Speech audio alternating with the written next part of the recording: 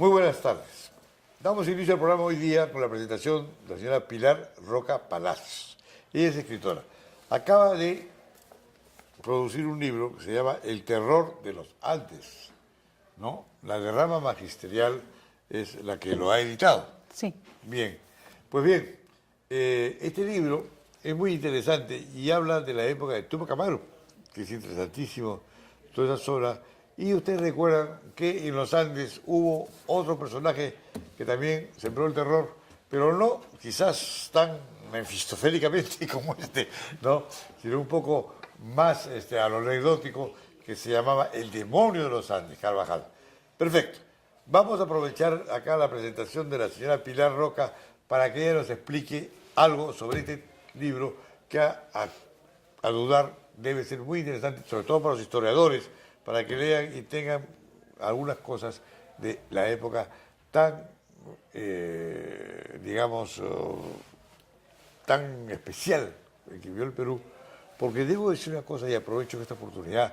En Chile, por ejemplo, ellos dan los 200 años de independencia a raíz del grito de los hermanos Carrera.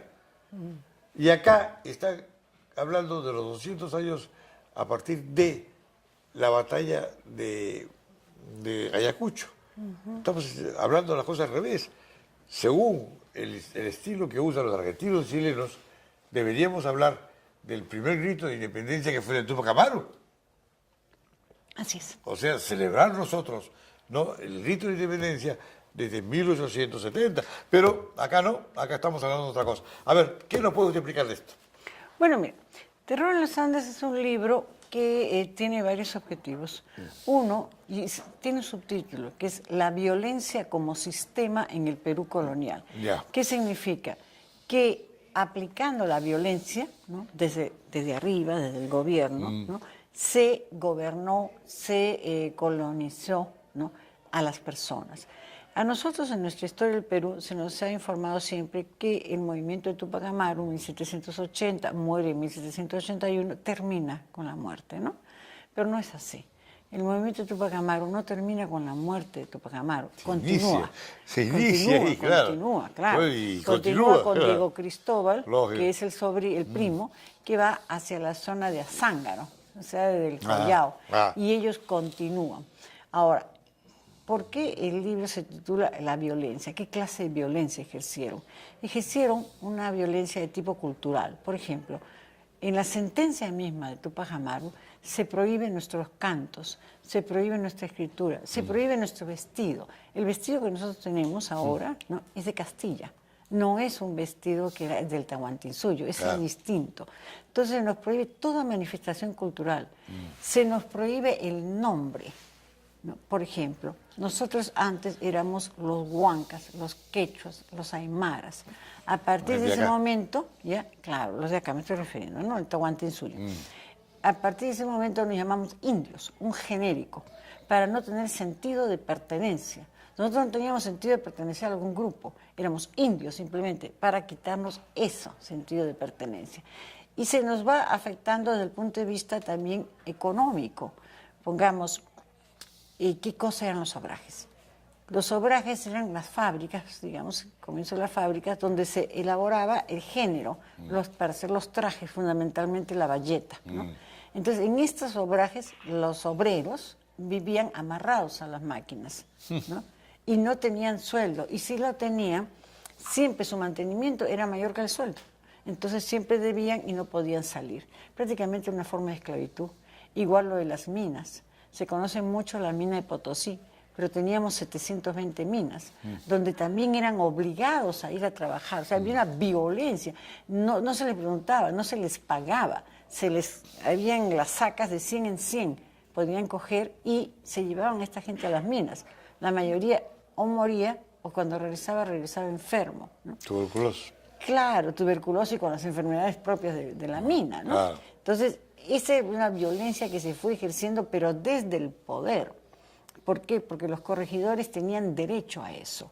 Los corregidores tenían derecho a hacer las mitas, ¿no?, los repartos.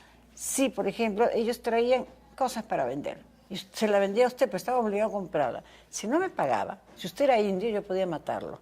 Pero si usted era cacique, yo le quitaba su tierra. Los caciques tenían tierras. Entonces, era otra forma muy violenta de obligarle a alguien a adquirir un producto que no quería. ¿No?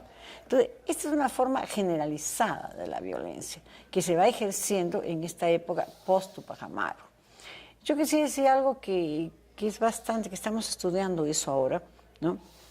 Porque España en ese momento se veía, por un lado, tenía un problema externo, que era la guerra con Inglaterra. Se estaban peleando por ser las potencias del mundo, ¿no? Sí.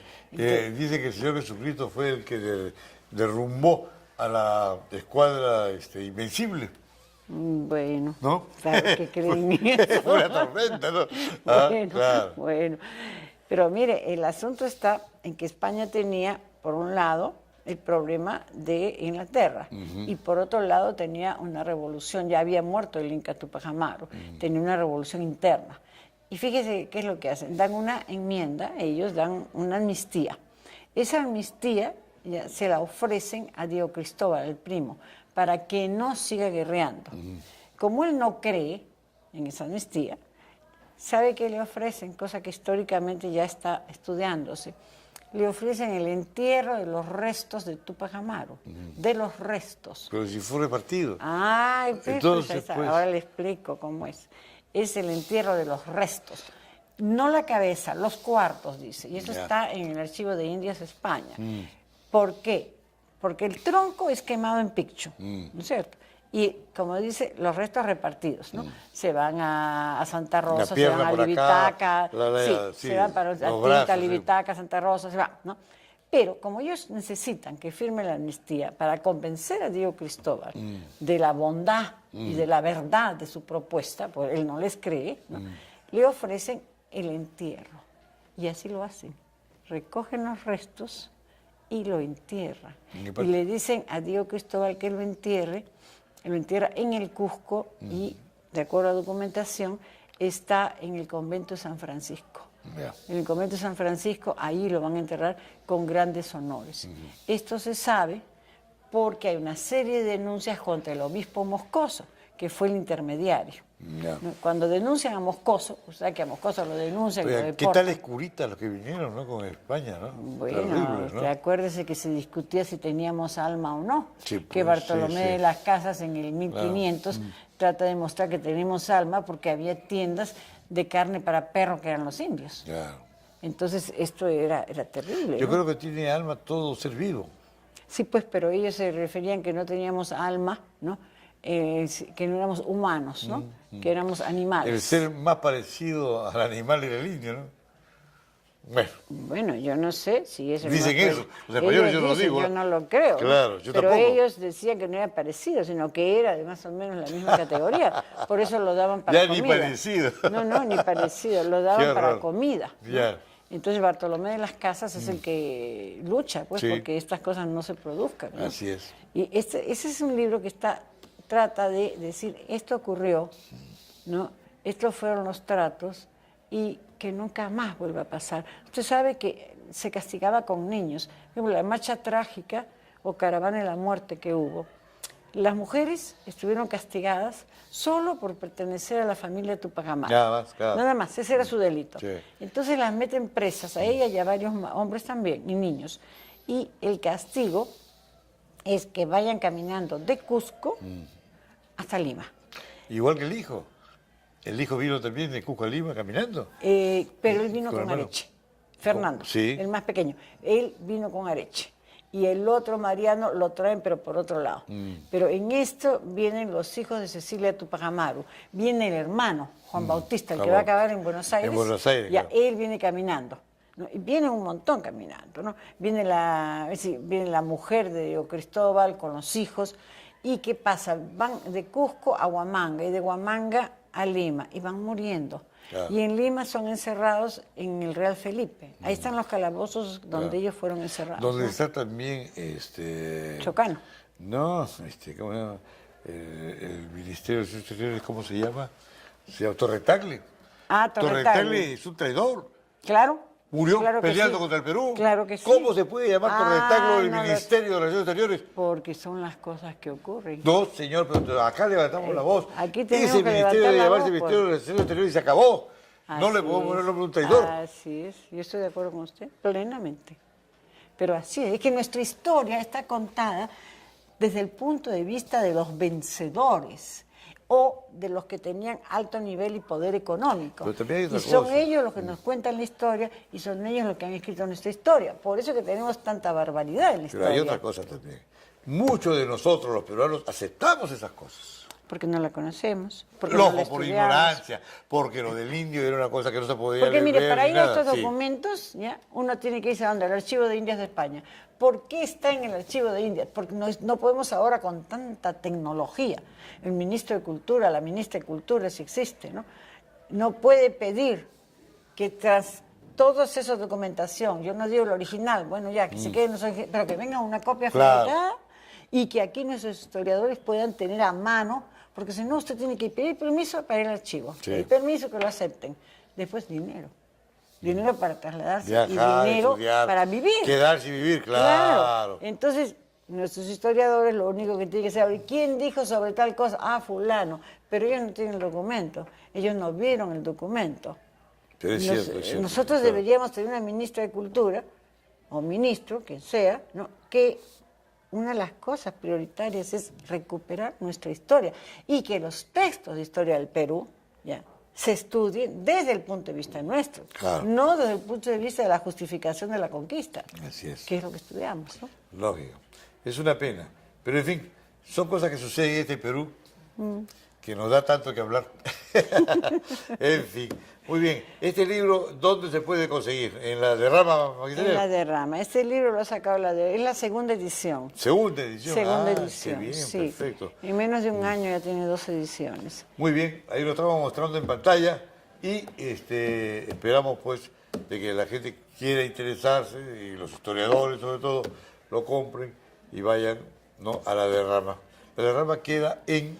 Gregorio Escobedo, ahí frente al residencial San Felipe, Sí. por donde está la clínica San Felipe. San bueno. Felipe, claro. en esa misma. Ahí Queda, está. Ahí no es sé un buen exacto de- edificio. Que Sí, tiene, un ¿no? edificio muy grande, muy bien. conocido. muy Claro, conocido. conocidísimo. Hay movilidad, Ya, transporte, micros, ómnibus, todo llega ahí. ya, esto es el terror de los Andes, no es el demonio de los Andes, que muy bien, Francisco muy agradecido Carrera. por su presencia. Bueno, muchas gracias. Y muy agradecido porque nos haya dado unos puntos muy valiosos sobre esta etapa del Perú, ¿ya? Y que, bueno, ojalá la gente comience pues a pensar, como pensamos nosotros, de que hay cosas que no pueden ser como que el Ministerio de Relaciones Exteriores tenga el nombre de un traidor. Ah, no puede ser. Muy bien, muy agradecido. Muchas gracias. Muy buenas tardes. Damos inicio al programa hoy día con la presentación de la señora Pilar Roca Palacios. Ella es escritora. Acaba de producir un libro que se llama El terror de los Andes, ¿no? La derrama magisterial es la que lo ha editado. Sí. Bien, pues bien, este libro es muy interesante y habla de la época de Tupac Amaru, que es interesantísimo, toda esa zona. Y ustedes recuerdan que en los Andes hubo otro personaje que también sembró el terror, pero no quizás tan mefistofélicamente como ¿no? Sino un poco más a lo anecdótico, que se llamaba El demonio de los Andes, Carvajal. Perfecto. Vamos a aprovechar acá la presentación de la señora Pilar Roca para que ella nos explique algo sobre este libro que a dudar debe ser muy interesante, sobre todo para los historiadores, para que lean y tengan algunas cosas de la época tan, digamos, tan especial que vivió el Perú. Porque debo decir una cosa y aprovecho esta oportunidad. En Chile, por ejemplo, ellos dan los 200 años de independencia a raíz del grito de los hermanos Carrera. Y acá están hablando de los 200 años. Bueno, mira, Terror en los Andes es un libro que tiene varios objetivos. Uno, tiene un subtítulo, que es La violencia como sistema en el Perú colonial. Ya. ¿Qué significa? Que aplicando la violencia, ¿no?, desde arriba, desde el gobierno, ¿no?, se gobernó, se colonizó, ¿no?, a las personas. A nosotros en nuestra historia del Perú se nos ha informado siempre que el movimiento de Tupac a partir de la batalla de Ayacucho. Estamos hablando de las cosas al revés. Según el estilo que usan los argentinos y chilenos, deberíamos hablar del primer grito de independencia que fue de Tupac Amaru. Así es. O sea, celebrar nosotros, ¿no?, el grito de independencia desde 1870. Pero acá no, acá estamos hablando de otra cosa. A ver, ¿qué nos puede usted explicar de esto?